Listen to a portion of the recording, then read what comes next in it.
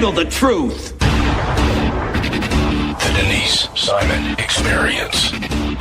The Truth Matrix. Vetting, exposing, drilling down to the truth. Rolling Thunder, this is Hitman. Seat over. Hitman, this is Rolling Thunder. Seat out. The Denise Simon Experience. Exposing politics, lies, demagoguery, spin, fraud.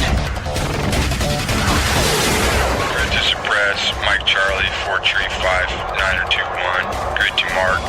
Mike Charlie, 4-7-3, 9er, 8-9er, out. Promoting individual situational awareness. Question, probe, notice, ask why. Mark smoke on the deck. 2 rounds AGBT. Gas TOT 5-3.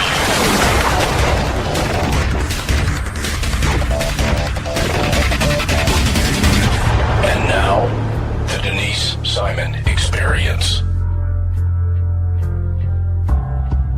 And welcome, ladies and gentlemen, to the Denise Simon Experience. Very happy that you could be with us.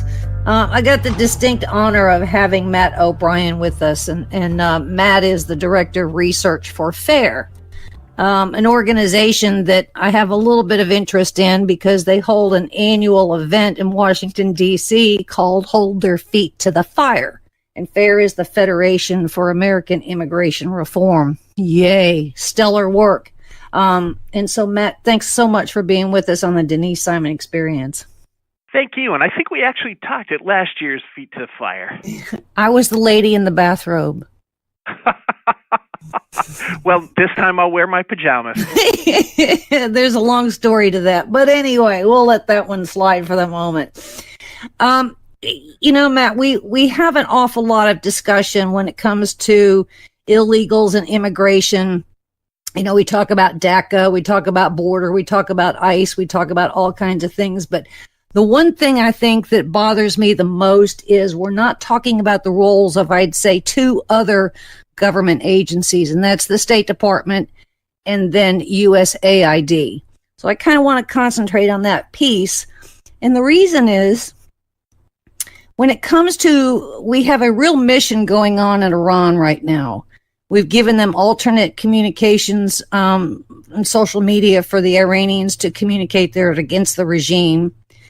We're putting sanctions and real pressure on the regime such that they're in a meltdown. And that tells us that we have some of those interesting powers for countries that are really a failed country. But, Matt, we're not hearing those kind of powers being applied to some of these other nations, and I would say those in Central America and Latin America. I think when it comes to failed nations, the State Department and USAID has a large responsible component in this immigration thing, because you got Nicaragua, Honduras, Guatemala, several others that are essentially failed nations. The State Department's got some ownership in that, don't they?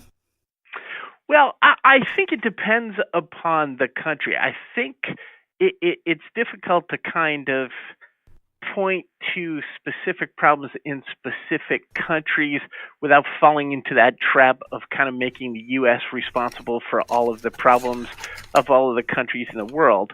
But where I think the State Department is coming up short, it has, over the years, cast off a lot of its immigration-related responsibilities. Once upon a time, refugee cases were handled by the State Department, but as of the formation of the Refugee Act of 1980, INS and then USCIS got involved in the procedure. I don't quite understand why we do it that way, because immigration decisions made by the Department of State overseas are not subject to review in the courts of the United States. They're an exercise of the president's foreign affairs power, and because of that, they're subject to the plenary powers doctrine and the political question doctrine.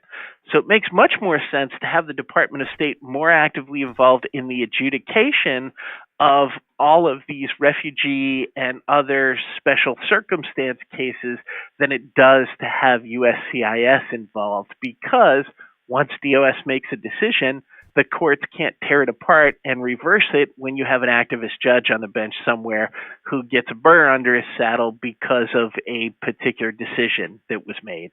Perfect answer, just what I wanted. I didn't have a clue what you were going to respond with, but that was just perfect. The indications on these countries' leadership is not something that's new. When it comes to the leadership in Venezuela, obviously we saw that was that was coming for a very long time. We've seen it, if nothing else, in Cuba, in Haiti. And so I'm just so curious into what the United Nations, the Geneva Convention, the whole refugee asylee component is responsible for, or do we need to tighten up some of those controls and some of that language in some of those agreements / doctrines? Well, I think we definitely have to tighten up the language and the controls in a lot of these programs, and we need to have a more realistic assessment of how these things are going to work. USAID does some fantastic work, but it also wastes some of the taxpayers' money because it attempts to do things in countries where we know that democracy is not instantly going to take root. The State Department, on the other hand, goes out and conducts some fantastic diplomatic work in some places. I think it was always essential in putting the squeeze on Cuba. But then in other countries, we have State Department programs that are just foolish. When you look at the Lautenberg Amendment and the Specter Amendments to the Refugee and Asylum Acts, those specific amendments allowed individuals in certain countries, Iran, Jews in Russia, to try and show that they merited refugee status without showing an individualized threat of persecution. So the individualized threat of persecution is something that is key to both refugee status and asylum status claims. And the only difference between refugees and asylees is that an asylee is in the U.S. claiming refugee status and a refugee is outside the U.S. Normally, when you make those claims, you have to show that you personally are likely to be persecuted. And so what the Lautenberg Amendment, which was part of the fiscal year 1990 Foreign Operations Appropriations Act, did was it said, for people that come from certain countries, we're going to eliminate that personalized persecution requirement because we think that anyone who is living in those countries who is a Christian or a Jew or falls into some other special category is likely to be persecuted just due to the fact that they're there. Well, there's a problem with that. Most people in Russia that were Jews hadn't had the opportunity to practice Judaism for 50 years before the Lautenberg Amendments were enacted. And this basically put them in a situation where they could claim they were likely to be persecuted when a lot of them didn't even know much about Judaism. Now, was it good politically to pull those people out? Yeah, it was part of the Cold War, and it helped in Ronald Reagan and Pope John Paul's efforts to try and bring down communism. It's not such a great situation when you apply it to people in Iran, because Iran is well aware of the fact that the U.S. Is pretty soft on letting people who are refugees and asylees in. And as a result, who do they set up for this? But people that are in a position where the Iranian government can manipulate them, or people who flat out are Iranian intelligence agents. Yeah, Matt, none of this is, I mean, where we are today is not a new phenomenon. Certainly after coming of World War II, it is not a new condition. And we have a very large footprint of United States military, otherwise known as Southern Command, in Central and Latin America too. And I know that they have been in some hearings where they have been sounding the alarm bells of what is going on in our own hemisphere. Is any part of the State Department or USAID or any of these others really listening to what even Southern Command had to say? I think so. I mean, the State Department and the Department of Homeland Security are talking to each other much more effectively and sharing information much more effectively than the State Department and the old INS ever did. So that's a positive. I think that USAID is working hand in hand with the military to do a lot of de-radicalization programs in the Middle East. Now, whether de-radicalization programs work or not is a different story, but at least they're communicating with the military and intelligence communities for those kind of things. I think USAID is involved in programs in Latin America that are intended to keep states that are on the verge of failing from failing, and that are intended to reduce the ability of the narco-terrorists to kind of insert themselves into the political realm. Now, once again, how effective those programs are is a different story, but at least you have DOS, USAID, DHS, and the military and intelligence communities sharing relevant information and talking to each other. So I think overall that's led to better programs than we've ever had before. Now, there are still some problems. The State Department's job is to make nice with everybody. They're diplomats. That's what they do.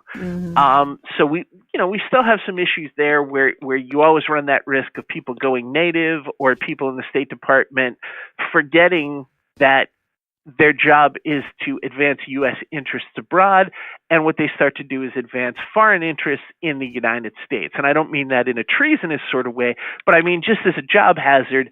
They work on a regular basis with people from foreign countries, and they start to hear about programs and interests, trade interests, economic interests that these countries want to advance, and they sound like a good idea because they know these people and they work with them on a daily basis. So that's always something that we have to be aware of. But I think in the post-September 11th security environment, we're much more attuned to those problems than we were, say, under the Carter administration. There was a chapter in the 9/11 Commission report, the book even, which was obviously quite lengthy, that spoke to, and everybody in Congress at the time voted on the recommendations made by the 9/11 Commission on really getting additional scrutiny on our immigration policy. Because I think, what do we have, Matt? Something like 60 or 70 types of visas to come into the United States. There's cultural visas, and there's education visas, and investment visas and all these kinds of things. I'm real surprised that nobody has suggested that we consolidate and or rewrite some of those visa programs. Is that just a kind of a utopian wish on my part? Well, I don't think it's a utopian wish. I think that most of those programs in the alphabet soup that have existed for a long time, like the crewmen and the international journalists, those are things that we need, and the security is pretty tight on those. I think the things that are the problems are the ones that you specifically mentioned, like the Q cultural exchange visa, which is a result of legislation passed by Ted Kennedy. We already have the J-1 program. We already have the F-1 student programs. We're now putting more emphasis on the security angle of the F-1 student program post-September 11th because it became obvious that a number of the September 11th terrorists were here on student visas. So that's good, and the system that ICE is using to manage that is called the Student Exchange Visitor Information System, known as SEVIS.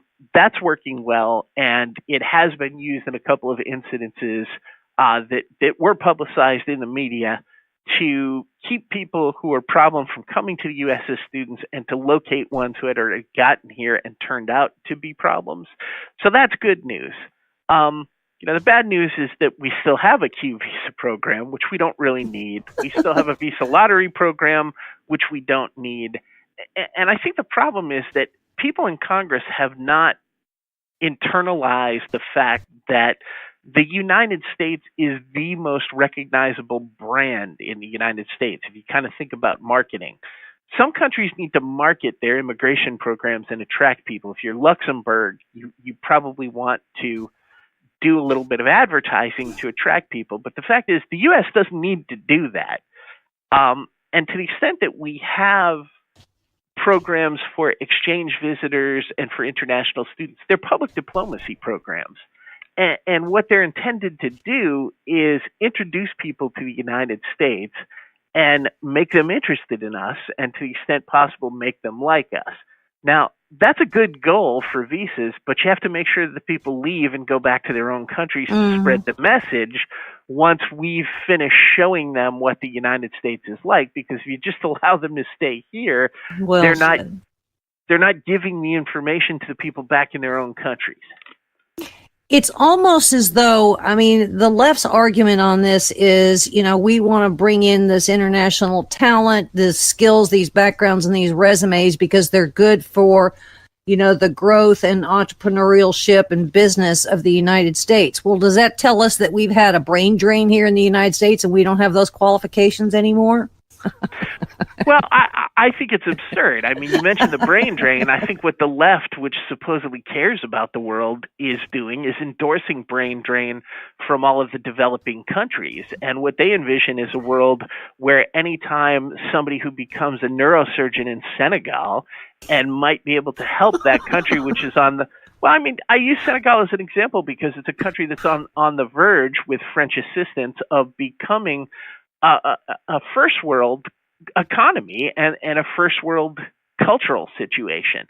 That's what we want to see happen, because those are countries that become stable trading partners for the U.S. and participants in the world economy.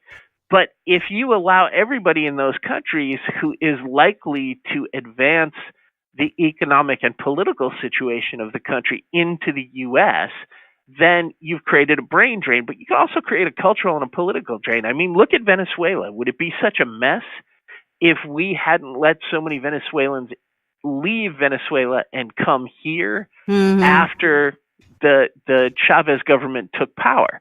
So I think you have to take all of those things into account. And what we need to do sometimes is not do what the left accuses the right of doing. The left says everybody in the world is wonderful and equal to the U.S. until they want to come to the U.S. Then everybody in the world is from a horrible country, and we should all understand why they want to immigrate here illegally. I mean, it's the most hypocritical, talking out of both sides of their mouth thing that you can possibly imagine. And we have to avoid that because we're in a position to train a lot of people who are patriotic and love their own countries to make those countries better places. But if you get into this utopian nonsense that the left pursues about a borderless world, then what you're going to do is you're just going to tip the balance, and people that are in lousy situations are inevitably going to want to come to places where they don't have lousy situations. Look what's going on in France and Germany and the UK right now.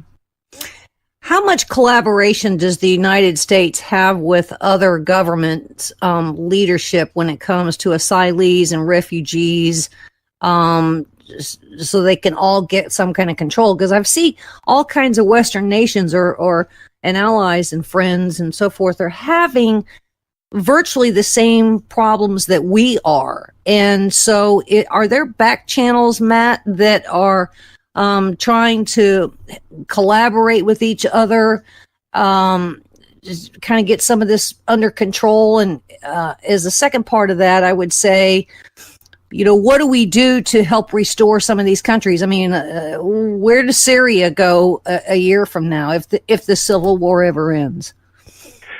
Well, it's interesting that you mentioned that, because I just spent a week in France on vacation. I speak fluent French, and then a working week in Germany at a conference with government officials from Germany and academics from the United States, and a couple of other former government officials from the United States who all deal with immigration issues. And Europe is in a position where they're looking at this, and they're doing the exact same thing that's happening in the United States. The cultural and political elites want to accept everyone, and all the regular folks in France and Germany are going, hey, what the heck is going on here? And it's the job of our governments to protect the citizens of those governments.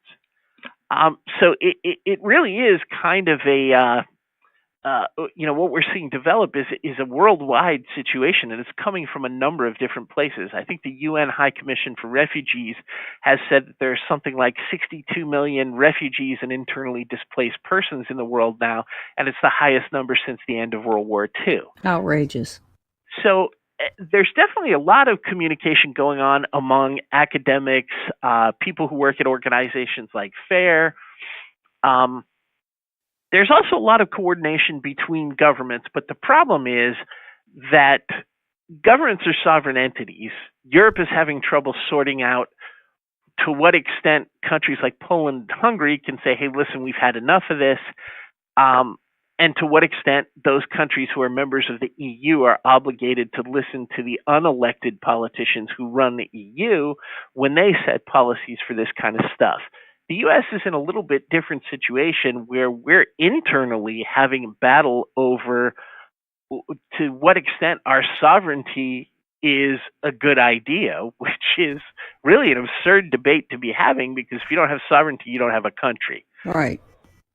So while the U.S. has effectively collaborated with foreign governments, a while back there was some discussion of the Obama administration's agreement to take some of the Middle Eastern and South Asian refugees who were getting in boats and going to Australia, while Australia decided to take some Latin American refugees that we had.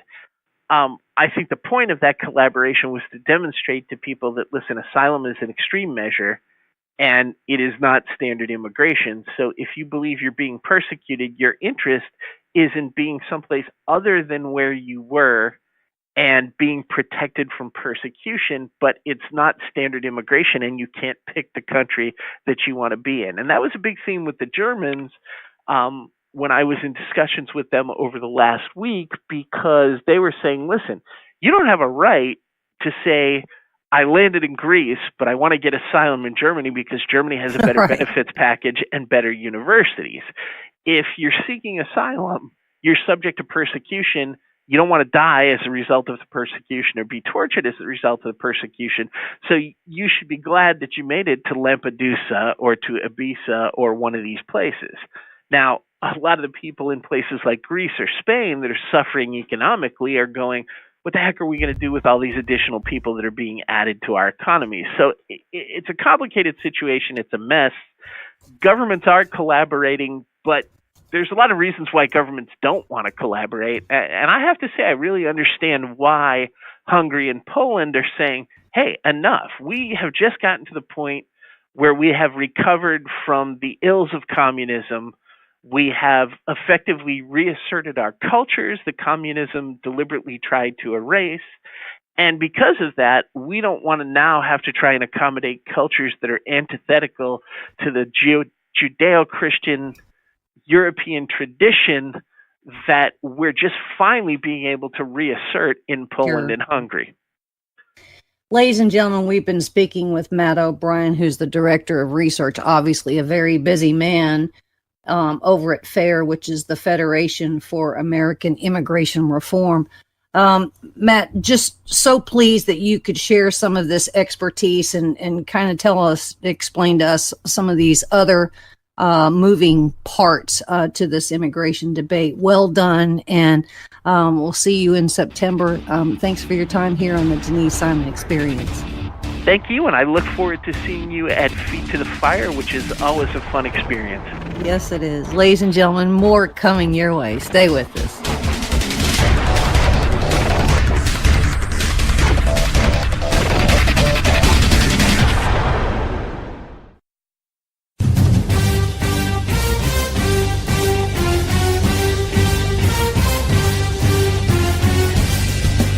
You are about to join Don Newen, co-host of Cowboy Logic Radio, and Denise Simon, host of the Denise Simon Experience, for a weekly situation report, or SITREP.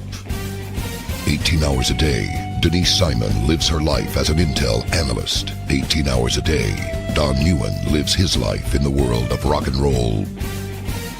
1 hour each day, Newen receives a daily SITREP from Simon. Welcome to the Drive Time Situation Report. fasten your seatbelt. You're now in Don Newen's car, and he is calling in for his sitrep. Check the Talk America Radio schedules for showtimes at talkamericaradio.us. Let me talk to you, black people. When you vote for blacks and put them in office under the banner of the Democrat Party, please explain to me what black people get as a result. This was not a nap that we have been taking. We are in a coma. You know what the interesting thing about pensions is? That's today's money given to people who ain't doing nothing for you today. Get off that black Democrat tit that they've been sucking on. Your country is being stolen from you, and the promise is being stolen from your children, and they're telling you it's all right while the rest of the world is trying to lap us. Well, why are we doing so poorly? 2 words: teachers' unions. Are you kidding me?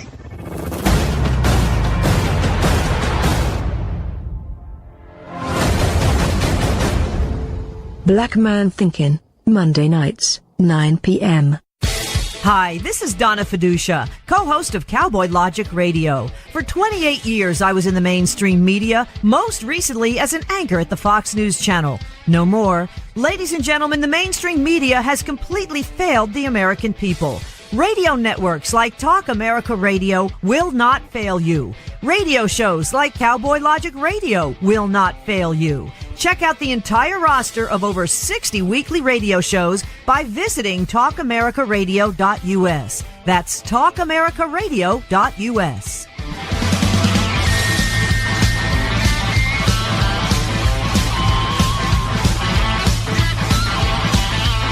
TalkAmericaRadio.us.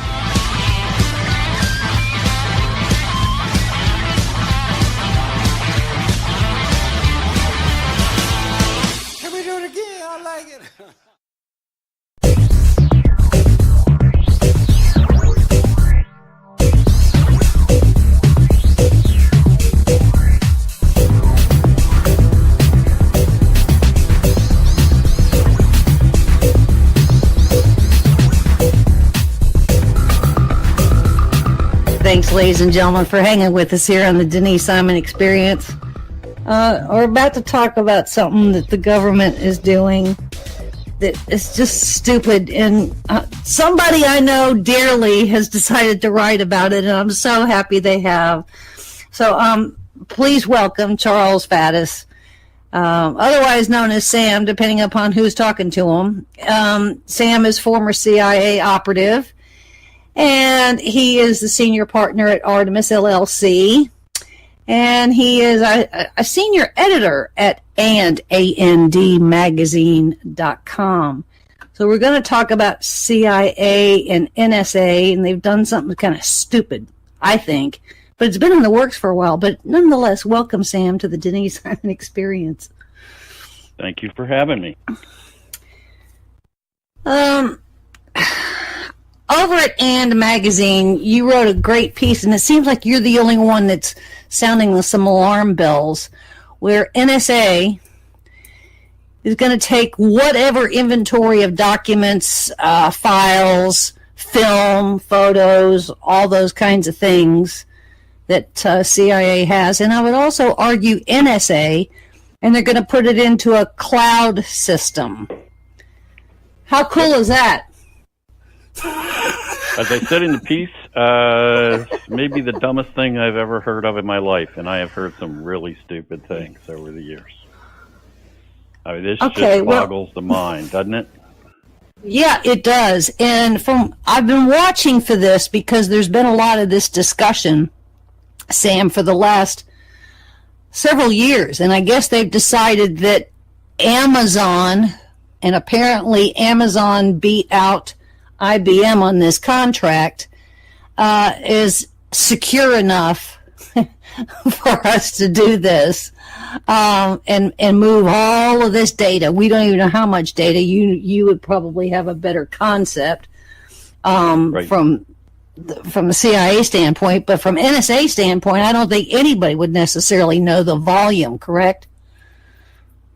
Right. And as you know, I mean, anytime you write an article, you can sort of, at best, grab a hold of one piece of this thing. I mean, this is, as you suggested, already an ongoing thing with other agencies, including CIA, already doing this, and now NSA doing it, and then actually the entire Department of Defense deciding it's going to move all of its data and all of its communications, everything, to a cloud, which, as I point out in the article, that sounds really sexy, but all that means is that all of this stuff goes on physically onto servers, onto machines that are no longer under U.S. government control.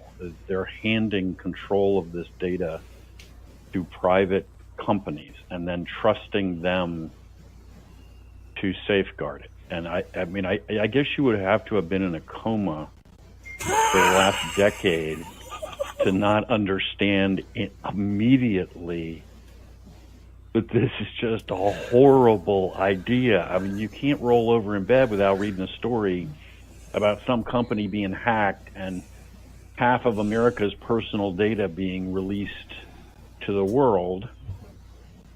And now we're just going to hand, literally, as I put in the article, the crown jewels to these people. And one thing I should point out, you're exactly right on the Amazon point.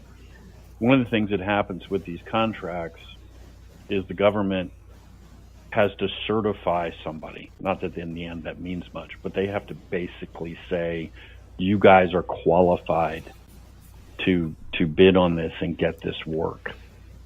And for a number of these contracts, actually the only company currently qualified that's currently received this nod is Amazon. So you're not only handing it to a private company, you're handing it all, most of it, to one single private company that will control all this information. Charles,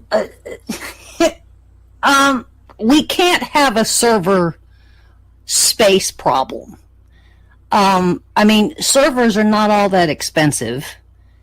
Right. We've built these facilities all over the country, and now we're just going to take it and move it someplace else. Is this for cost savings?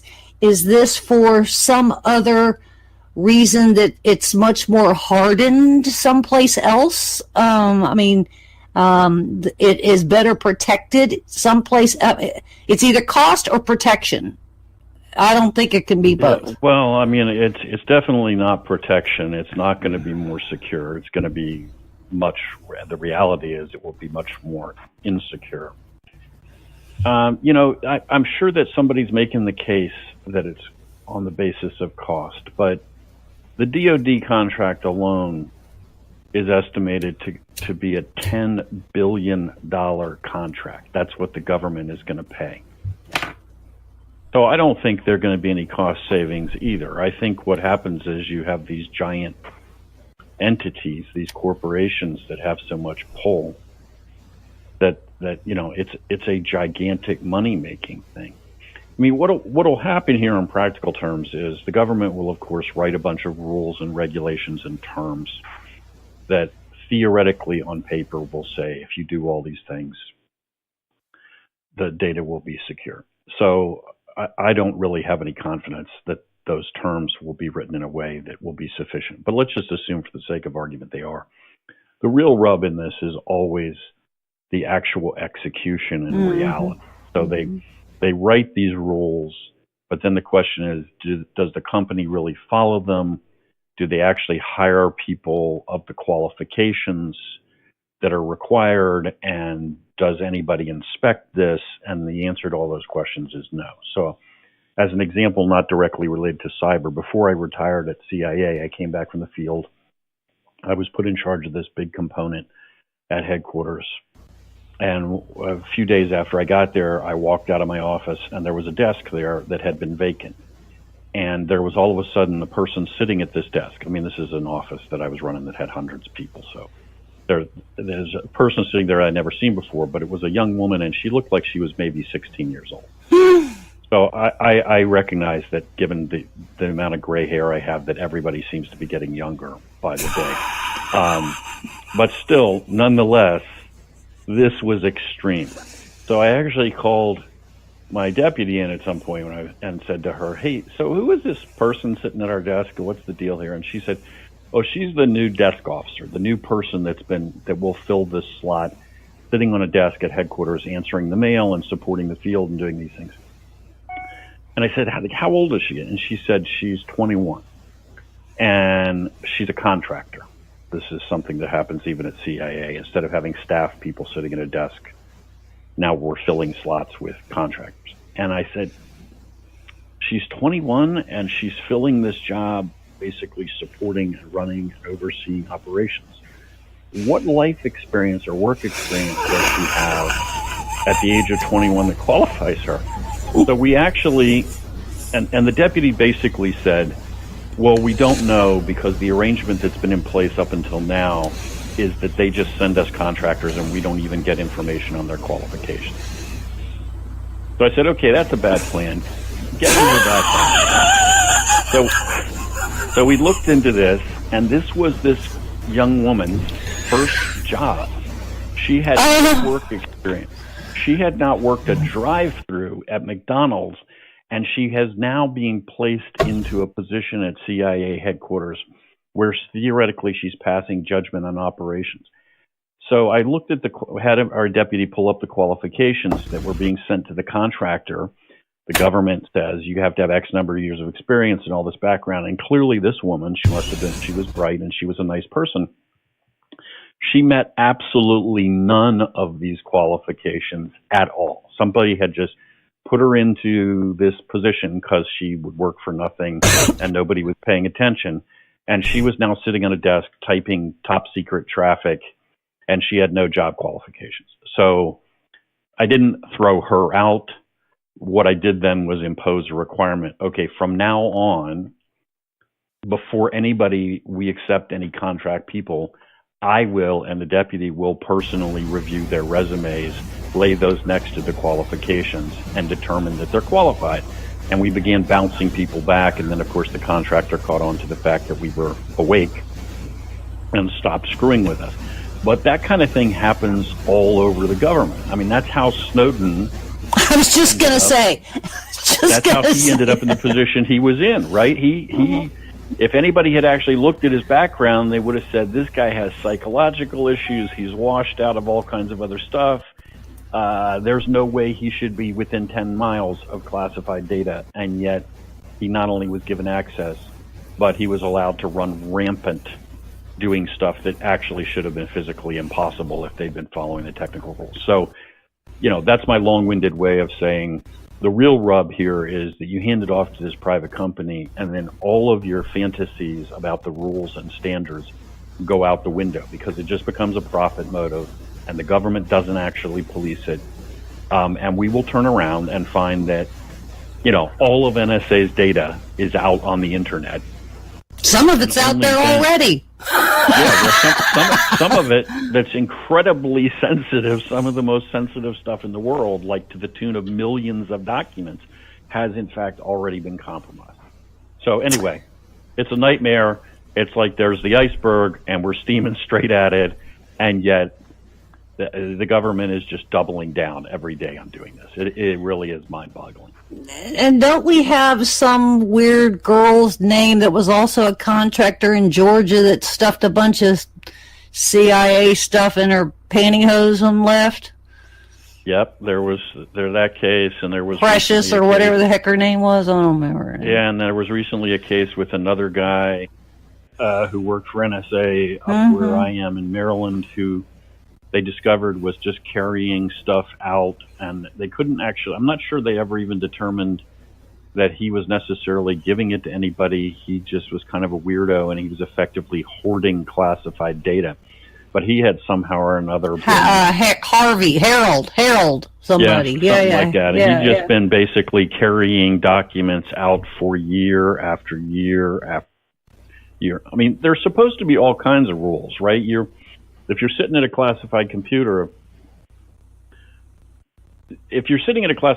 looking at classified information, in effect, it ought to be physically impossible for that data to ever leave a classified system and get to the internet, right? Because you shouldn't be able to print it. You shouldn't be able to put a thumb drive in your computer or a disk in your computer or any such media in your computer, except with all kinds of controls and supervision.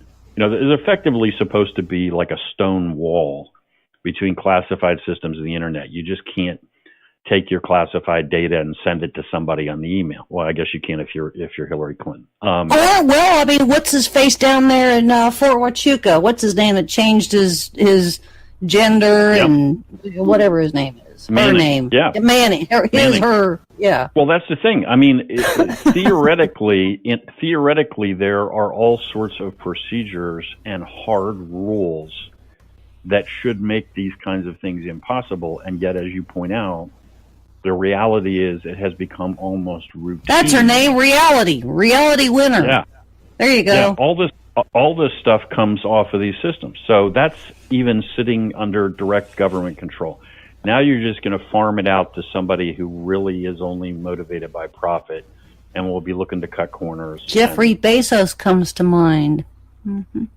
Yeah. Well, I mean, how many times you turn around and find out that your sensitive data held by some corporation has been compromised? I've had to change my deal with checking account issues and close entire accounts and change numbers twice over the course of the last couple of years because so much of my data has been compromised by different people. Happens all the time. It's become a matter of a routine. And now we're going to trust those kind of entities. Well, if you change the battery you change the battery in your fire alarm and then you go change your bank accounts the same day, right? Pretty much. I mean, I literally had to shut down a whole bunch of them, and I'm sure 6 months from now I will probably have to do it again. I was talking to my youngest son a few days ago. He also works with the government. He's going through precisely the same thing. All of his data has been compromised, so he's shutting down every account he's got and redoing everything. This is the world we live in, but I mean, who thinks this is a good system for handling NSA data? I mean, it ought to be sitting on servers in a basement vault. Underground. Yes. Subject to all sorts of restrictions. And, you know, if you want to do anything on it, there ought to be two people, kind of like a nuclear launch code, that have to simultaneously do things.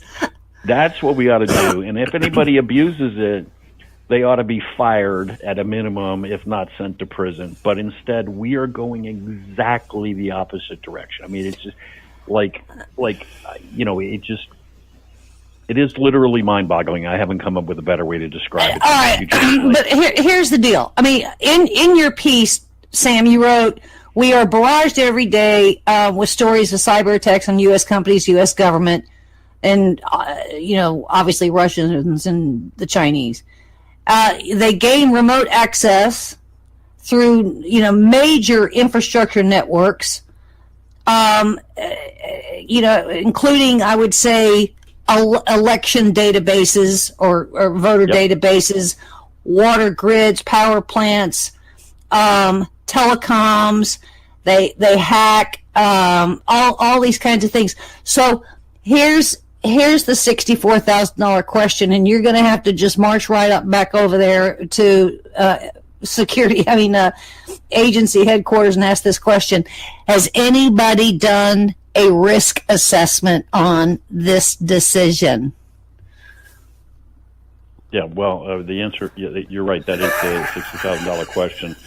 And all I can tell you is if they did, well, it's what the polite way to put this. It was hogwash. I mean, nobody in their right mind looked at this and actually considered these risks. I mean, what they do is they look at this and then they just sort of say, okay, well, here's all the best case. Like, here are the rules we'll follow. And assuming in the best case that everybody follows all these rules, this is why this will be okay. And ignore the fact that in the real world where all of us have to live, things don't work like that. They ignore the fact that these procedures are not followed. I mean, I know that this is ongoing every day based on the contacts I have. I mean, I know of another senior intelligence officer, retired, who went to work on an insider threat program with U.S. intelligence. Same kind of thing where the contractor had been hired to access. Effectively, the contractor had been hired to administer this program. Well, so if you have an insider threat program, it allows you to monitor all the communications and everything that's happening on the database. What that means is you're supposed to be able to catch people doing bad things. But obviously, if the people who were given this tremendous access in an insider threat program are bad themselves, the same access you gave them that allows them to see everything that everybody's doing also would, of course, allow them to steal everything that you have. In other words, you better police the police better than anybody else. And what this individual discovered very rapidly when put in charge of this program as a senior retired officer was none of the rules are being followed. All of these places where you're supposed to always have two people present in order to do certain things are being ignored. You have folks who have granted themselves super administrator access, in effect, who should theoretically not be able to do that. All of the procedures are being flaunted, and what they pointed out was what you have is the potential for another Snowden. Somebody, given how lax you are being, somebody can be stealing everything you have and you will never know it because they have given themselves like the master key to the system.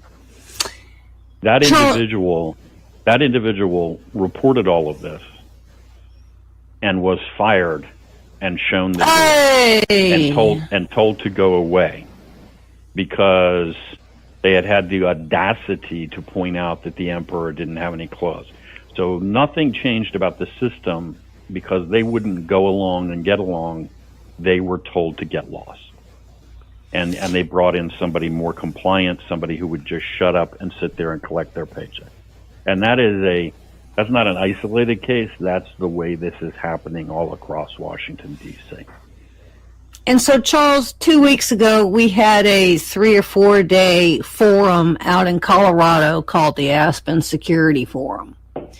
And there were a lot of fascinating speakers, panelists, and so forth. And I watched many of the action live, and some of it I had to kind of catch up on, and I'm still not finished with it. So we had that, and China, Russia, Iran were a big part of that discussion over that whole forum session.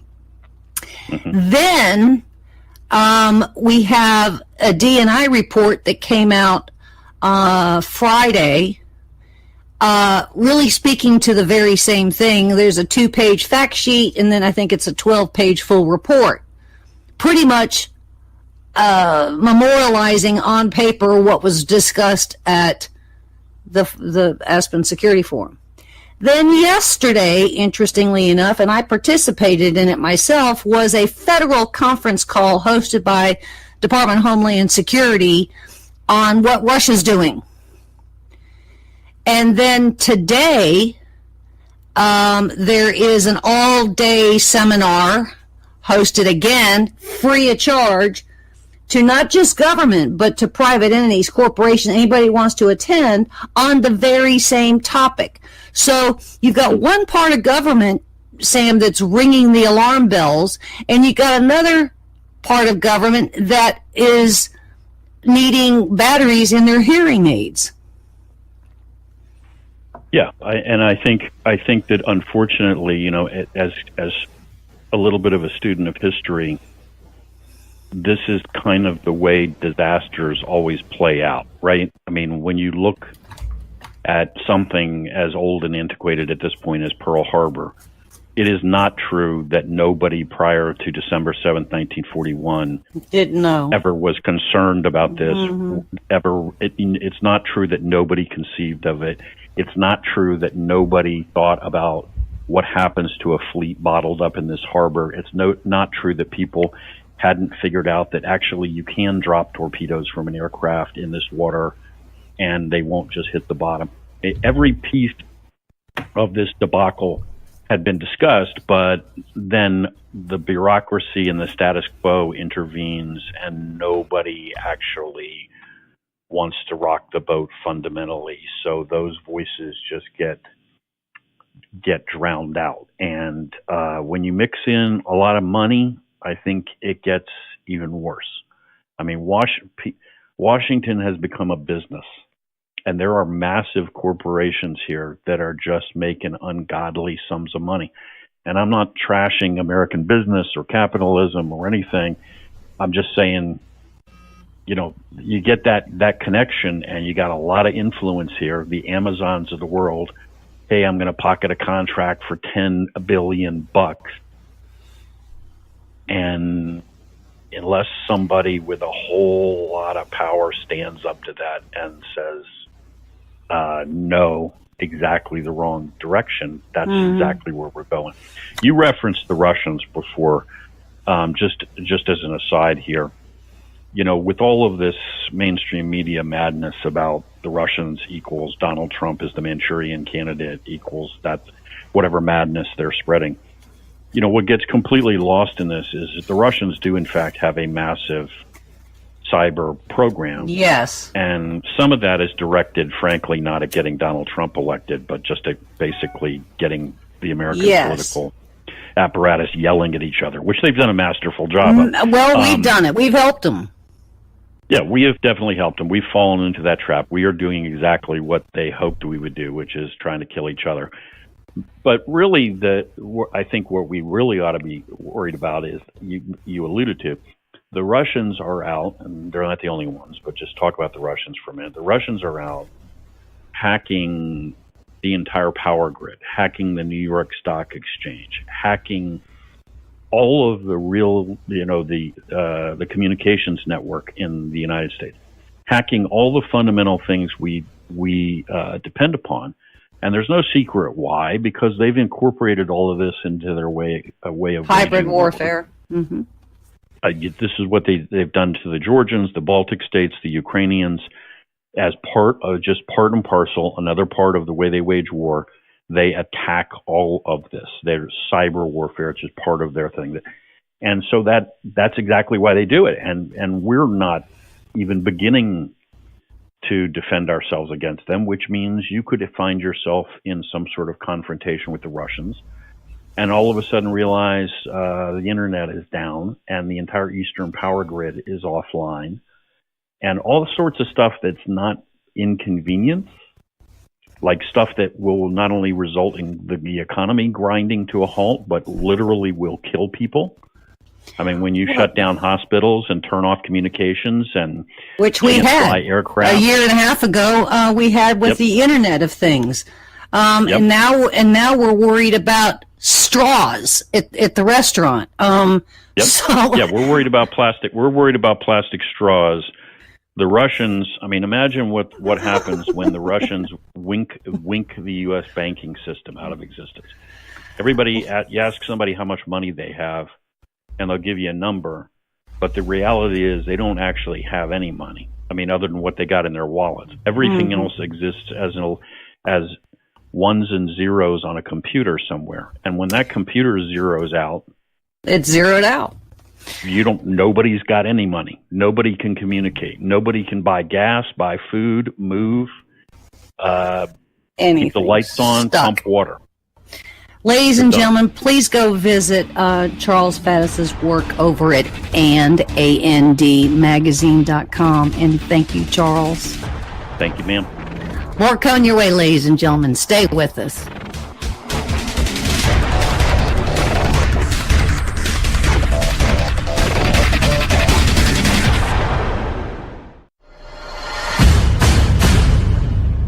You can't handle the truth.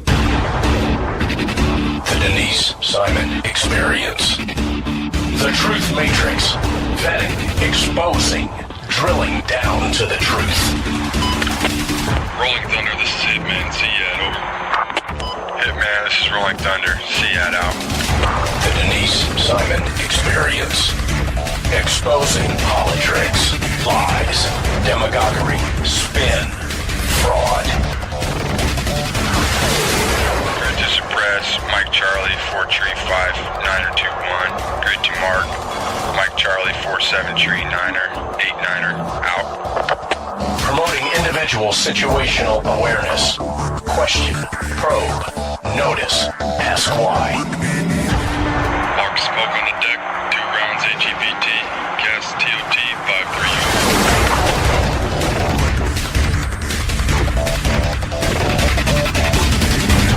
And now, the Denise Simon Experience. And thanks, ladies and gentlemen, for staying with us here on the Denise Simon Experience. Philip Lawler has joined us, and I've got the distinct pleasure that he accepted the invitation. He is a Catholic journalist and an author of several books. His most recent is one titled Lost Shepherd, How the Pope Francis is Misleading His Flock. And indeed, I think he is. And so, Philip, thanks so much for being with us here on the Denise Simon Experience. Thank you for having me. I think you had a lot of motivation and a lot of reasons to write this book, and it probably was one that was very difficult for you to do spiritually. Would that be right? That's right. I had a lot of motivation not to write it.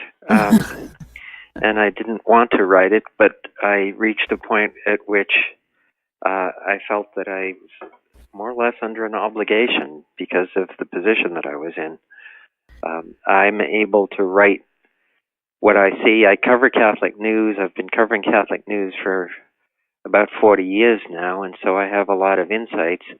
But I'm also independent, so I'm in a position where I can tell people what I think without worrying about losing my job. And that put me in gave me a unique opportunity to say what I thought was to give people an idea of what I thought was a burgeoning crisis in the Catholic Church. Philip, indeed it is. And we're, Catholics, and I would even say Jews or Protestants, we're all part of some flock here. And all of us are really struggling very, very much with this Pope. And, when you do some travels on the internet, you see a lot of people out there that are scratching their heads over the same thing, and they're not necessarily they're questioning the Pope, but I think the tragedy is they're questioning themselves. Are you finding that? Absolutely. And if I might say so, it sounds like self-promotion. I suppose it is, but one of the things that I've been most gratified about in the reaction to the book is the number of people who have said, actually, rather than making them more excited, more upset, my book has given them sort of a renewed confidence and has calmed them down a little bit by putting things in perspective. Because they read the book and they say, okay, I'm not crazy, I'm not alone, there really is a problem. I'm not the one who's failing to perceive reality. And also, I hope to convince people this isn't the end of the world. The Catholic Church has had problems before, and there have been times when the Pope has been a problem, and we've got through it, which doesn't mean it's a small problem. It isn't. It's a very big problem. But it does mean that we should have confidence that we'll get through this one, too. The Vatican, I would say, leads, I guess, theories and thoughts and messages for a whole large portion of the world. And, in any kind of struggle, people kind of necessarily go backwards, or they'll go back to some kind of core, fundamental basis, some kind of standard. And I see people are very, very much struggling to, what you really want to do is you want to grow attendance to a church, regardless of what church it is, and I see that this Pope and this Vatican's almost pushing him away. Is that right too? Well, it's hard to say. When Pope Francis was first elected, there was a great deal of excitement, and I shared that excitement. We all did. He was a refreshing personality, and you had what was called the Francis effect, and it seemed like a lot of people were interested in the Catholic Church more than they had been in the past. That sort of fizzled away, and now the truth of the matter is that even in Rome, the attendance at papal audiences has been dropping steadily. Mm-hmm. So the Francis effect is gone. Whether people are being pushed out of the church, it's hard to say. I can say two things. First, that church attendance in the Western world, at least, is falling, but it has been falling for years and years. Mm-hmm. I can also say, just from my personal experience, but my experience is a long time talking with an awful lot of Catholics, I have never seen anything approaching the level of frustration, confusion, discontent among the laity that I'm seeing these days. And it's growing.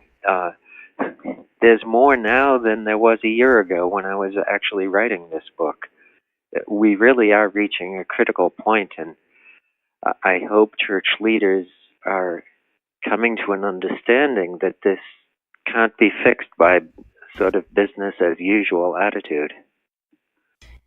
Philip, is there one or a short list of items that are particularly frustrating to the laity, the cardinals and the bishops?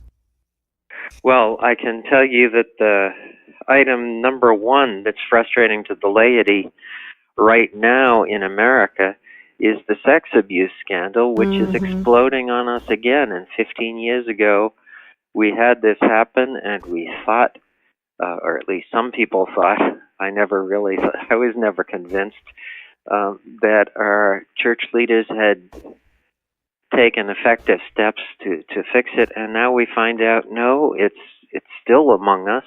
And while that is, the frustration is mainly with the American bishops right now, it goes all the way up to the Vatican, because when Pope Francis was elected, it was very clear that the cardinals wanted a pope who would be a reforming pope, and the two areas of reform that were at the top of the agenda were, number one, involving sexual abuse, and number two, involving Vatican finances.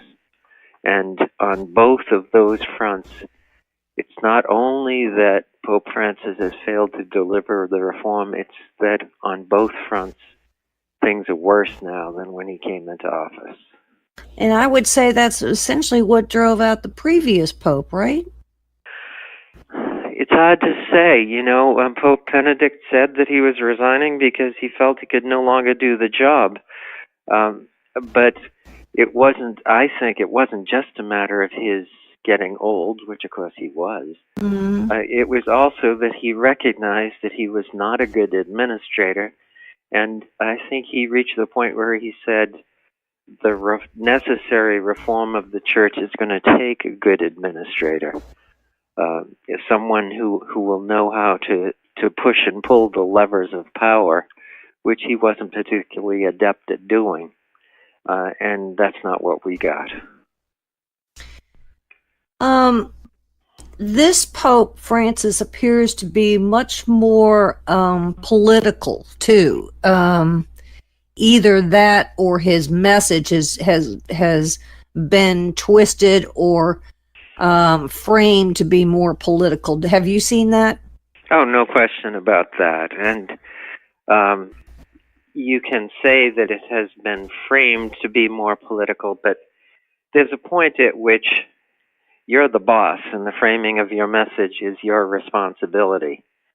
And over the months, as I was becoming more and more confused and alarmed by what the Pope was saying, I saw the very, very clear trend that his political sympathies are to the left. And you see left-wing politicians showing up at Vatican conferences, you don't see the equivalents of those to the right of center. They're not participating. They're not invited. Sadly, any church, in order to survive, has to survive financially. With what is going on with Pope Francis, is this causing yet another layer of financial crisis? I don't see a financial crisis yet. I do think that there are people in the United States who are, well, I know that people in the United States are less inclined to contribute, and particularly to send money to Rome. However, there's a funny thing going on in the church, which is that the German-speaking world, particularly in Germany itself, the church is extremely wealthy. The reason for that is a very strange and I think very unhealthy situation that in Germany, if you register as a Catholic, a portion of your income tax goes to the Catholic Church, whether or not you ever see the inside of the church yourself.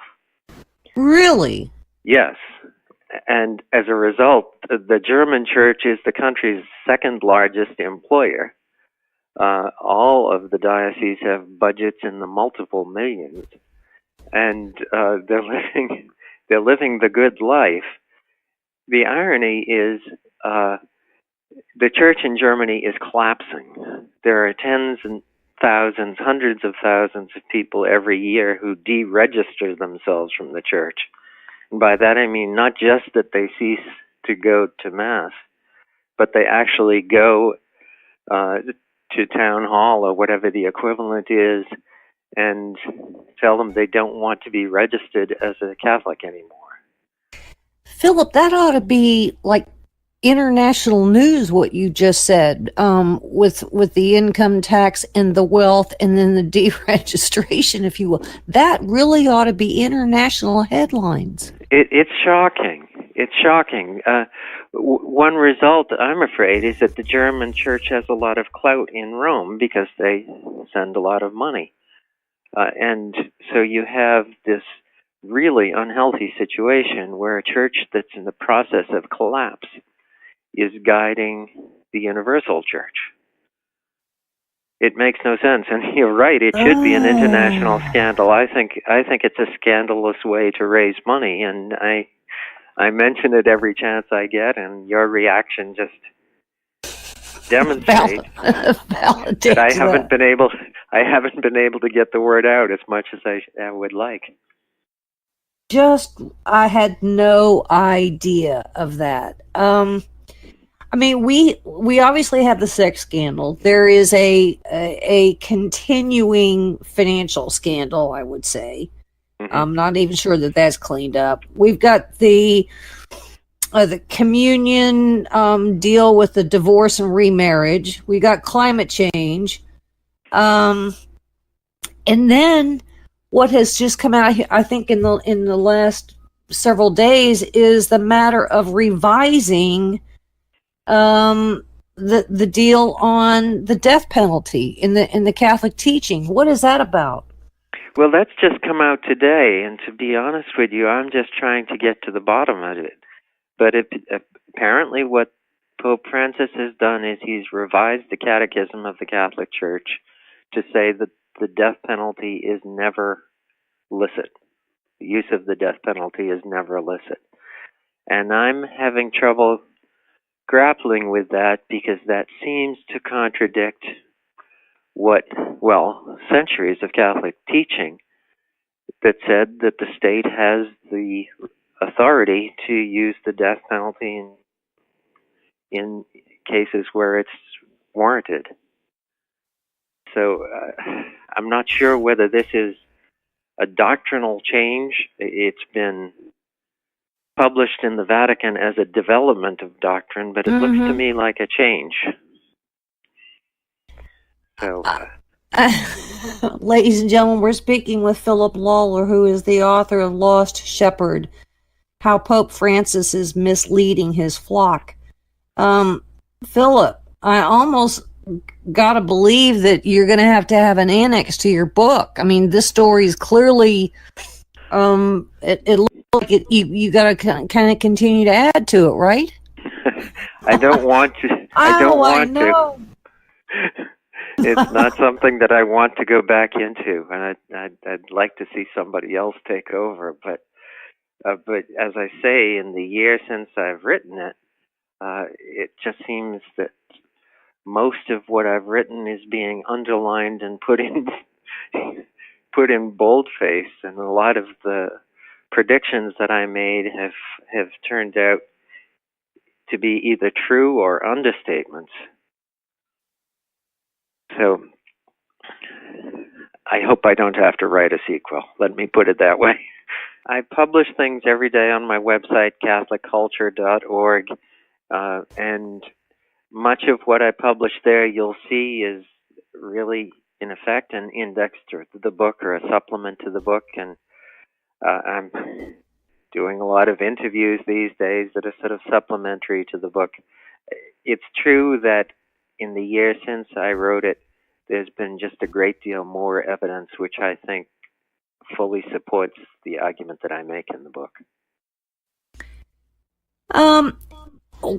What is the rank and file of the diocese and the bishops and the cardinals?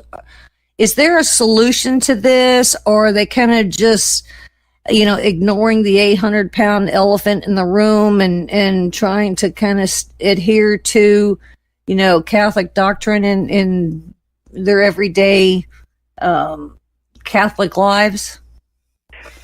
Actually, you've just sketched one of the options, which is to try to hunker down and get through it. And, people in the church, in the Catholic Church, are accustomed to thinking in centuries.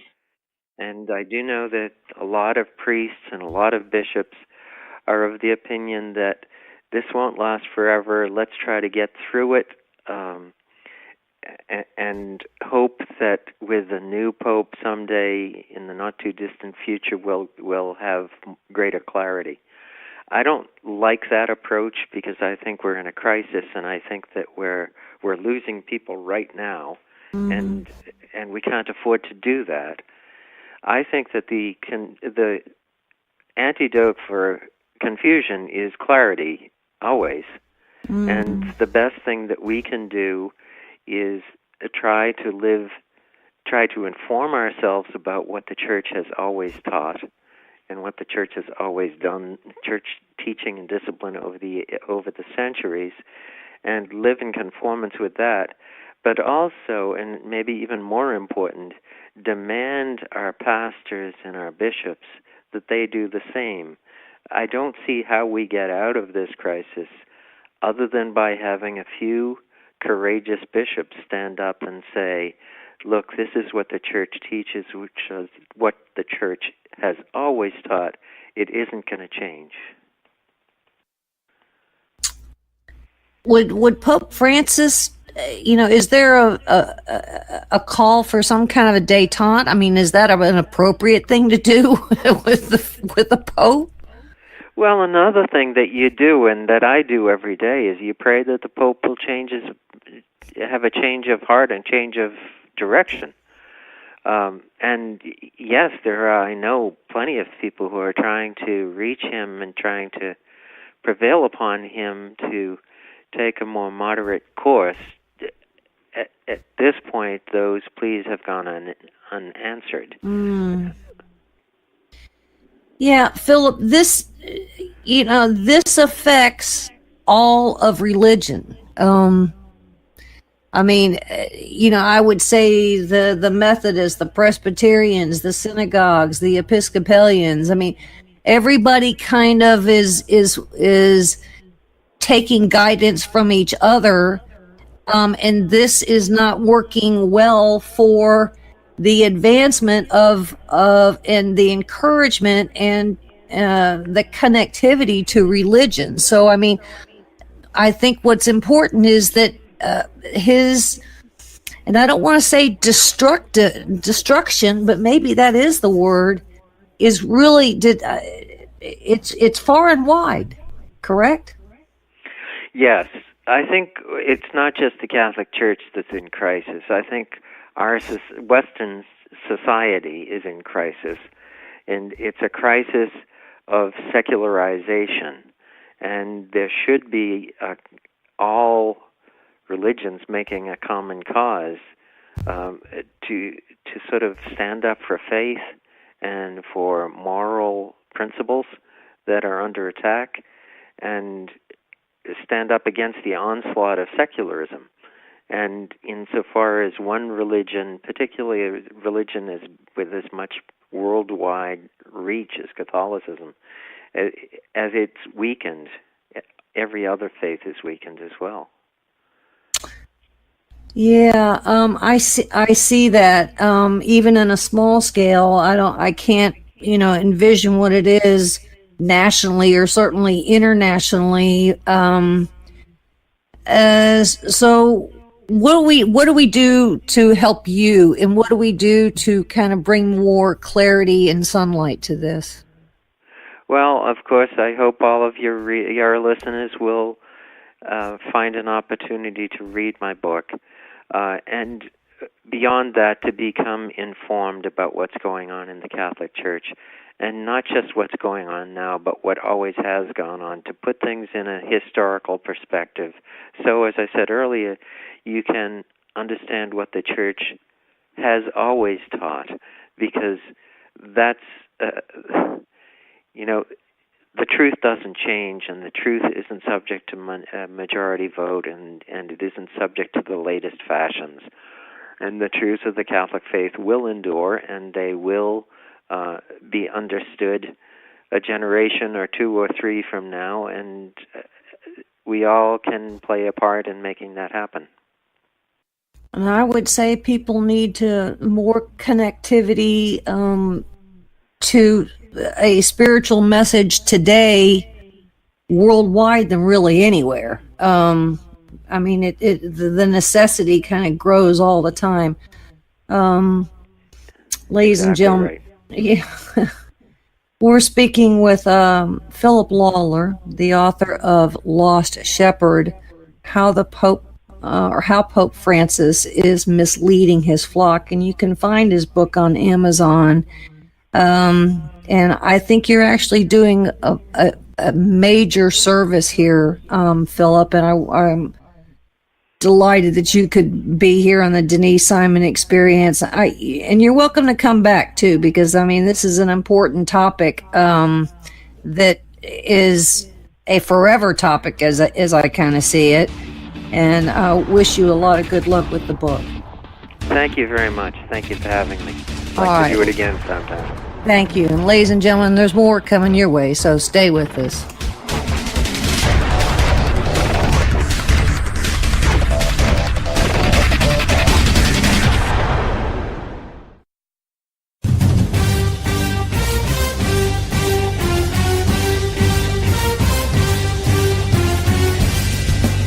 You are about to join Don Newen, co-host of Cowboy Logic Radio, and Denise Simon, host of the Denise Simon Experience, for a weekly situation report, or SITREP. 18 hours a day, Denise Simon lives her life as an intel analyst. 18 hours a day, Don Newen lives his life in the world of rock and roll. 1 hour each day, Newen receives a daily SITREP from Simon. Welcome to the Drive Time Situation Report. Fasten your seatbelt. You're now in Don Newen's car, and he is calling in for his SITREP. Check the Talk America Radio schedules for showtimes at talkamericaradio.us. Let me talk to you, black people. When you vote for blacks and put them in office under the banner of the Democrat Party, please explain to me what black people get as a result. This was not a nap that we have been taking. We are in a coma. You know what the interesting thing about pensions is? That's today's money given to people who ain't doing nothing for you today. Get off that black Democrat tit that they've been sucking on. Your country is being stolen from you, and the promise is being stolen from your children, and they're telling you it's all right while the rest of the world is trying to lap us. Well, why are we doing so poorly? 2 words: teachers' unions. Are you kidding me?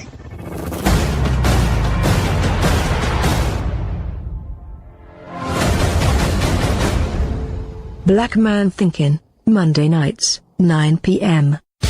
Hi, this is Donna Fiducia, co-host of Cowboy Logic Radio. For 28 years, I was in the mainstream media, most recently as an anchor at the Fox News Channel. No more. Ladies and gentlemen, the mainstream media has completely failed the American people.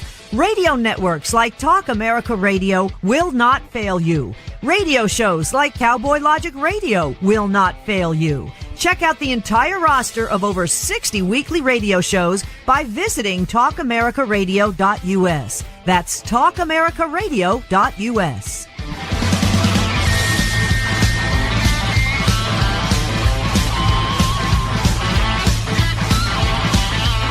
TalkAmericaRadio.us.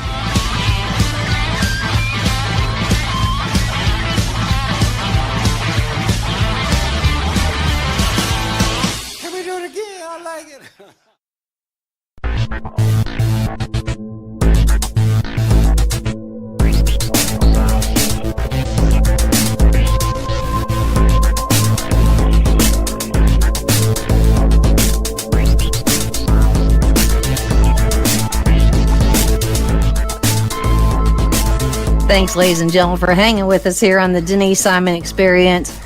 I don't know how many of you listeners out there saw that Britain is in a little bit of a mess, because I think come December, there is some number in the realm of 80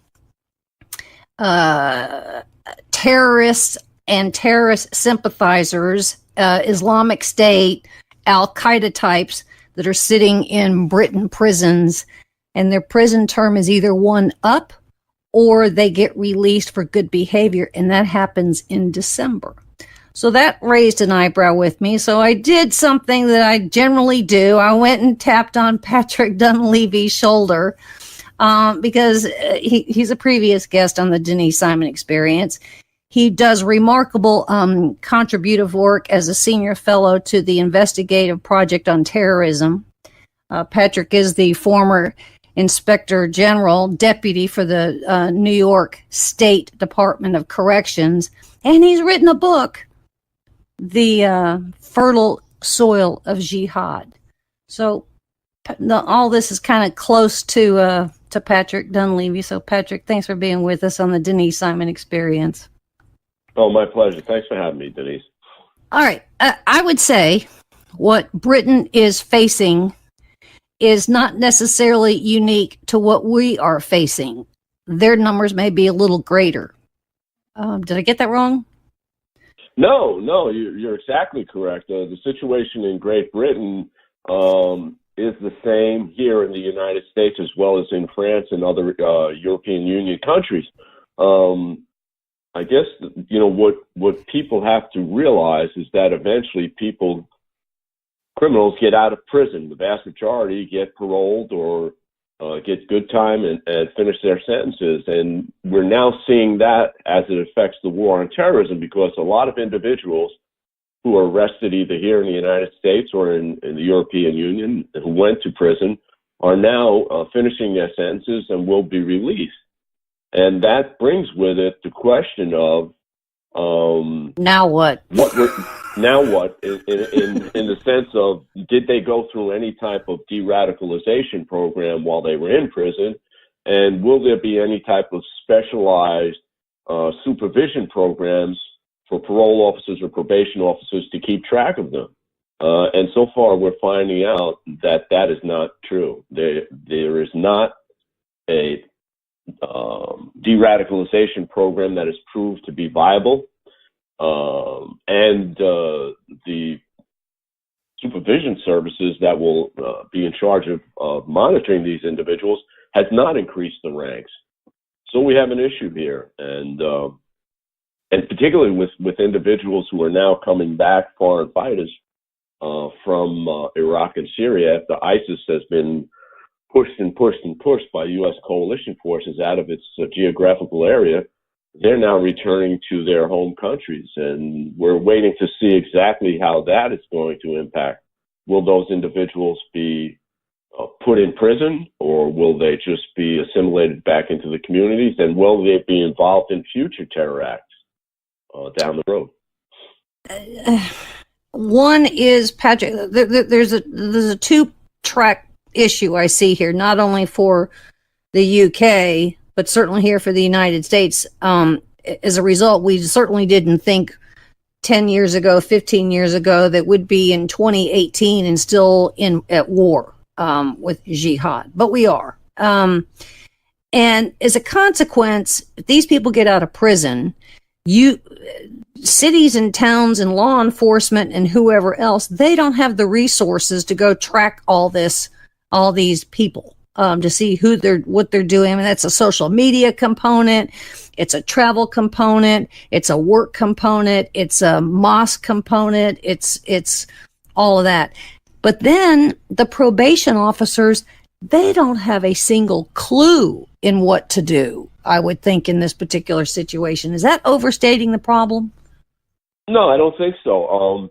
Again, we'll go back to conventional parole or probation type of supervision, where the individual went in to prison for either a burglary or some other type of theft, and found out that he had some sort of substance abuse program, some sort of substance abuse problem, or alcoholism or something like that. So when he comes out, the criteria may be you have to be home at a certain hour at night, you can't frequent bars, you can't go to this place, you can't hang out with your prior crimies.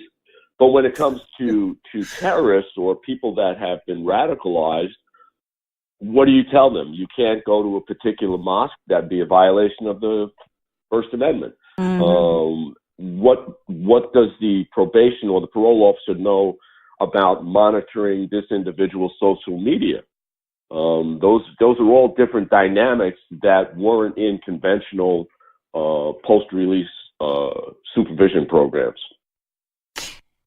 And if there is an issue and they can't get jobs because they've got these prison records, and because of the kind of prison term that they're serving for jihad or radical something or others, then how do they get a job? And if they don't get a job, then what do? They fall right back into the normal crime, cult that they were in, and it's a circle.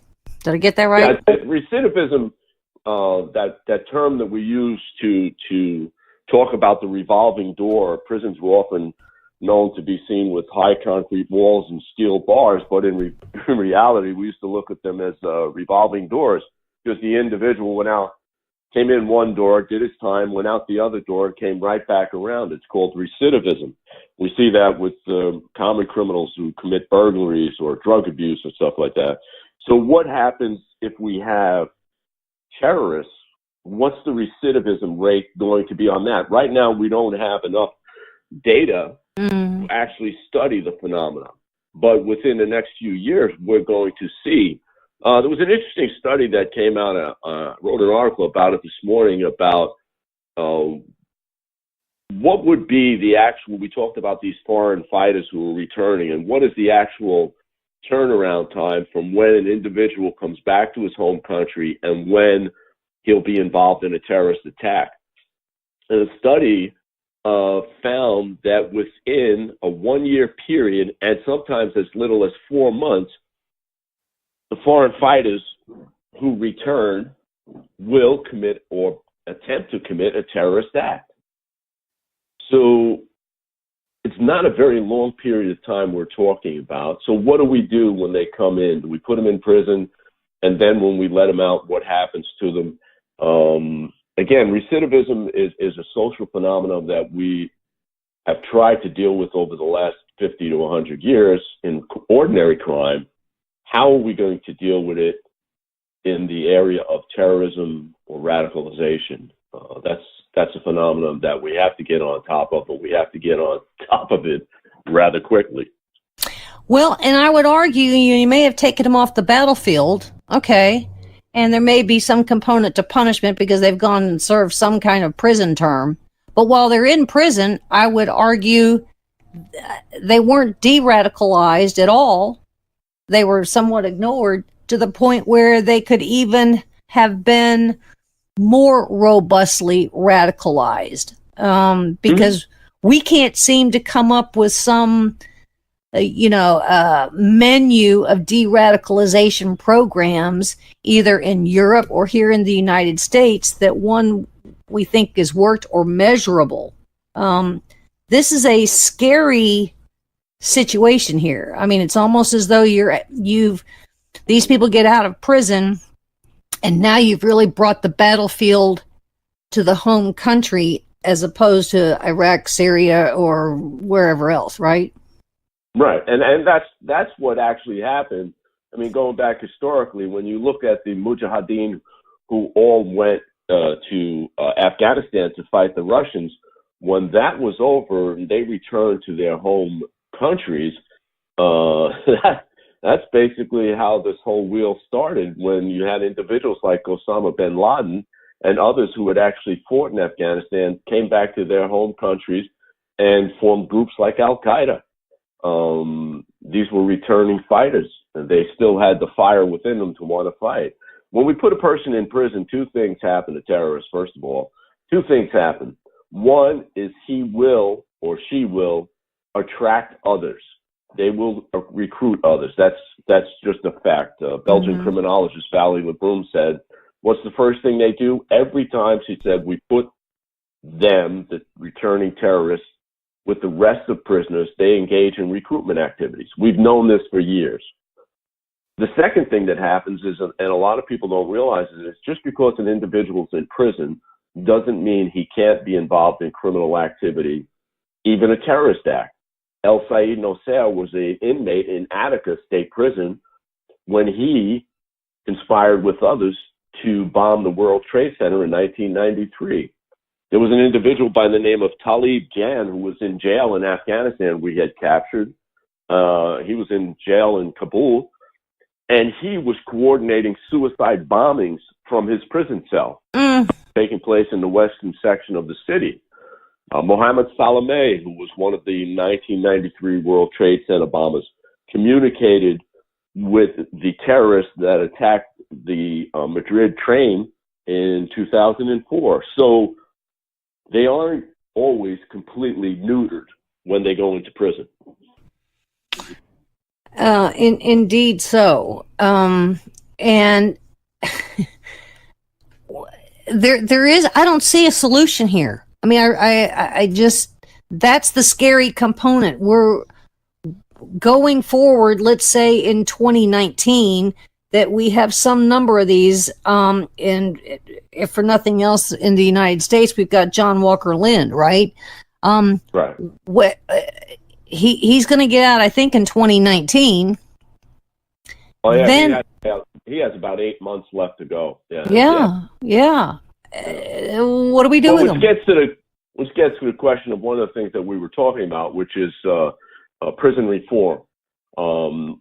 People are looking for prisons to have less inmates in them. People want, when we hear a term that there's over 2 million individuals incarcerated, and why don't we allow people out of prison? We have to look at what the individual is in prison for, and where you're going to put him if he's not in prison. And that's, I think, some of the issues that haven't been addressed with respect to terrorism. It's a unique situation. Is terrorism a crime? Should the individuals be treated as criminals, or should they be treated as enemy combatants? Now, criminals in the United States and in Western democracies, we believe in rehabilitation. Mm-hmm. We believe in redemption, and so that's why we changed the names of prisons from prisons to correctional facilities. We want to correct. We want to help reform. We want to provide programs for individuals so that crime goes down. But if you're talking about a particular situation, terrorism that's based on an ideology from a radicalized religion, how do you force a person to change their religion? Can you do that? So, Patrick, ladies and gentlemen, we're speaking with Patrick Dunleavy, and you can find his work at the investigativeproject.org. So, Patrick, we have this piece of legislation called the First Step Act, which has passed the House, and I guess it's sitting on McConnell's desk in the Senate. And I guess what concerns me is they're really speaking about the solution to recidivism. In other words, we're going to take some number of these parolees or those that get released because they've served their term, and we're going to do some great, wonderful things for them. Well, we do some great, wonderful things for a lot of these prisoners in prison already, but that's supposed to be the solution to prison reform. This First Step Act to recidivism. I would argue that that's probably 0.1% that might truly benefit from that, and we still have an 800-pound elephant in the room. Am I overly scared of all of that? No, I don't think so. I mean, we go through this all the time. We look at, first of all, the legislation that's sitting on McConnell's desk is only going to affect the Federal Bureau of Prisons. The vast majority of individuals that are in prison or jail are in state, city, or local jails. The Federal Bureau of Prison holds less than 200,000 inmates right now. Mm-hmm. California and Texas alone have over 250,000 in prisons, jails, local lockups. So your legislation has got to address individual states. Now, one of the things you can't do is what New York did. Governor Mario Cuomo, not Mario, but his son, restored the rights of convicted felons to vote. Yay! Now, that doesn't look too ominous, except when you look at the recent parole of convicted murderers, cop killers, Herman Bell, who was responsible for the death of 3 police officers, 2 in New York, 1 in San Francisco. Mm-hmm. His parole put on the street. Well, that's one less in prison, I guess, and he can vote and he can do all the other things. That's not one of the things you want to do in prison reform. The other is the thing that New York City is now doing. I don't know if you saw, there was an article in the Wall Street Journal a couple of days ago about how NYPD is now no longer going to arrest anyone for what we call fare jumping. People that jumped the turnstile, didn't pay to get on the train. Mm-hmm. That was an offense. Well, New York City says, no, we're not going to do that. We're just going to address it as something else. It's not a crime anymore and we don't even the parking ticket. Even call it stealing. We call it fare evasion. See, I'm not a criminal. I'm not a thief. I'm a fare evader. And the other thing that New York City did is they no longer make it a crime for public urination or open containers or loud boom boxes disturbing the peace. So I guess if you take away all the crimes, there wouldn't be anybody in prison. I think that's the wrong way to do it. There is a great amount of money and effort goes into first-time offenders, youthful offenders, and stuff like that. And that's really a great thing to do. I believe in that. I believe that everyone can make a mistake. I believe in the saying that says, "Thereby, for the grace of God, go I." Mm-hmm. But when you're talking about an individual who has a rap sheet including 25 arrests, has been in and out, has had all these programs, you have to say to yourself, at what point are we making a bad investment? And that's a difficult thing to say, but it does happen. I mean, 25 arrests, in and out of prison 3 or 4 times. What do we do with that individual? Do we make it more comfortable for them in prison? And that's the thing, there are some good bills out there trying to look at the Prison Rape Elimination Act for sexual assault in prisons, solitary confinement, and stuff like that. But then you get frivolous lawsuits like the individuals, again, the underwear bomber, Abdul Rahman, yeah. Yeah, he doesn't want to do hard time. He wants to be able to be out in his cell. The latest complaint has been from Zacharias Moussaoui, who was one of the involved in the 9/11 conspiracy. He was dubbed the 20th hijacker. He's doing 6 life terms in federal prison. He's complaining because there isn't a clock on the wall so he can tell what time it is. There isn't a clock in the world big enough to calculate 6 life sentences. So these are the type of things that we're talking about. Reform. Some reform is good. Some reform is needed. And others and others are never going to work. I mean, the other big elephant in the room is this, Dr. Larry Nassar, who was the, USA women's gymnastics doctor at Michigan State. Okay. The guy got 175 years with 150 victims. And he's already complaining because other inmates have attacked him. Patrick, why would we even begin to do a 175-year prison term? I mean, the guy should have been hung in a public square. Or am I just being a snot? Well, we don't do that anymore. We don't pillorize them or hang them in the public square. But the reason that they give all these terms in sentences, and it does. At first, you say to yourself, "My goodness, how could a guy do 6 life terms or 175 years or something like that?" But a lot of times, what happens is individuals go into prison with that amount of time, and they become constitutional scholars, go into the law library in prison and start to file suits, and eventually get their sentences reduced. Mm-hmm. So in that sense, I think it has to be done. But I think one of the things we have to look at is where do we spend our money? What do we spend it on? Do we spend it to make prisons a better place? Or do we make things better for the victims assistance programs? Individual gets robbed, gets beat up, is out of work for 6 months or a year, has to have medical treatment. Who reimburses that? Meanwhile, the individual in prison gets to go to college and do other things like that.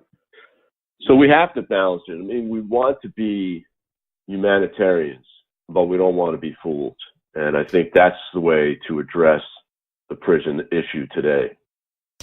Well, Patrick, you may laugh at me on this one, but when I need a moment of laughter, I travel on over to YouTube and I watch some of these law enforcement lip sync challenges that are going on. Okay. And yeah, my wife is doing the same thing. And here's what's kind of funny about this. I'm seeing police forces in towns and places I've never heard of. And I mean, I've been in every state. I used to be in the telecom business, so I virtually knew almost every zip code in every city. And I was with the number of people that are in these lip sync videos that are in uniform. Some of these places that are some small town have got massive forces. And then I'm thinking to myself, we have a huge law enforcement component here. These people are busy. That tells me that crime in the United States on whatever level is and behavior is absolutely out of control. If for nothing else, just watch live PD on Fridays and Saturday nights, right? Right, and that's what your opinion is backed up by the FBI crime statistics that look overall. Again, a lot of that times the data is being manipulated by agencies who are trying to keep their numbers down on paper, but in reality, crime is increasing. That's yes. correct. Yes. And I think the good thing about the police videos is they show that the police are human beings. There has been such an attack on the men and women in blue over the last couple of years, both attacks physically, putting their lives in jeopardy, and attacks verbally, calling for, all cops as racist or all cops as brutes. And so I think in some sense, these videos are good. Oh, I think it's been their big moment to have some kind of laughter or some kind of joy. I mean, I think they enjoy it more than we, the viewers, have enjoyed it. So I'm very happy that they had something that they could collectively be involved in and challenge each other.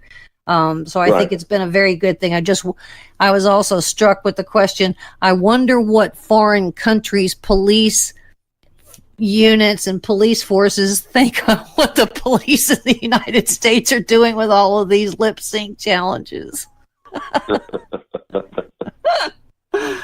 Well, Patrick, I appreciate your insight here because, I mean, you've had access to some of these files that we otherwise wouldn't have access to, or necessarily known some of these case histories on some of these people that are sitting in prisons.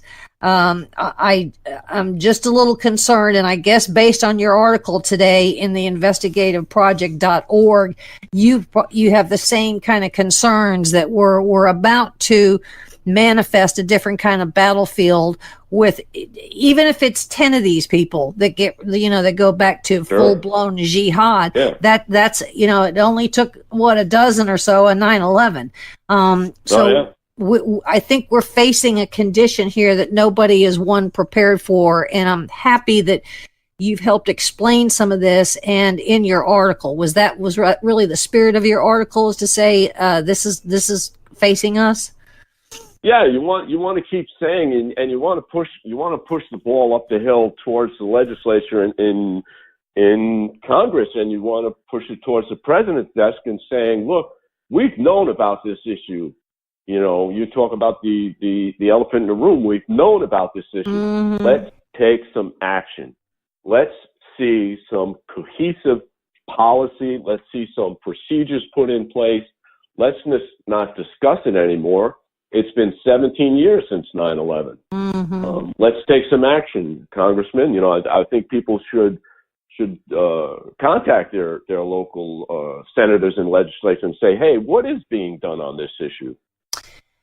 I agree. I almost think that this piece of legislation that passed the House was more of a gesture than anything, just to kind of get the topic to go away, because I don't think it really addresses what we need to address. But with that, Patrick Dunleavy, very happy that you could join us. Probably going to call you again sooner than I necessarily hoped to on the same topic. But great work, and certainly appreciate your time here on the Denise Simon Experience. And ladies and gentlemen, very happy that you could be with us, and we'll see you again very soon.